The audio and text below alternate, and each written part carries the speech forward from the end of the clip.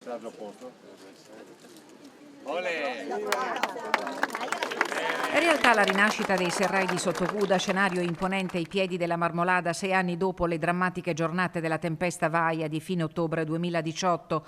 Per dirla con l'amministratore unico di Veneto Acque Gian Vittore Vaccari ci sono voluti 6 mesi per iniziare, 12 per la messa in sicurezza e la progettazione, 24 per i lavori ancora parziali che entro il prossimo autunno dovrebbero concludersi per una riapertura totale nella primavera del 2025.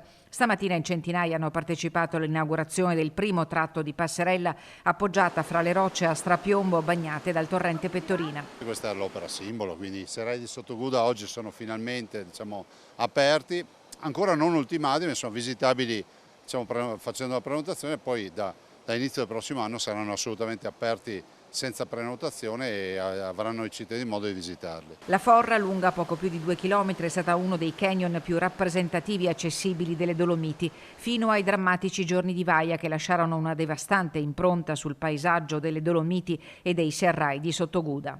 L'abitato di Sottoguda, tanto per fare un esempio, si è salvato grazie al fatto che a monte era stata costruita una grandissima briglia che è stata travolta dalla furia delle acque e del materiale, che è letteralmente esplosa, assorbendo l'energia che altrimenti si sarebbe scaricata nelle abitazioni, distruggendo tutto quello che trovava. Oggi la rinascita dei serrai, un'opera da 13 milioni di euro, è il simbolo dell'orgoglio e della tenacia della popolazione. Focus della progettazione, la rinaturalizzazione del percorso turistico e la sicurezza idraulica del torrente, migliorato anche dal punto di vista ecologico, oltre al pensiero di una viabilità d'emergenza in alternativa a quella che porta a Malgacciapela. Penso che sia sotto gli occhi di tutti la qualità del lavoro e invito tutti a visitarli perché sono veramente mozzafiato. Un museo en plein air l'ha definito il presidente Zaia. Le visite sono iniziate già questa mattina. Un'opera meravigliosa, stupenda, in un contesto veramente fantastico.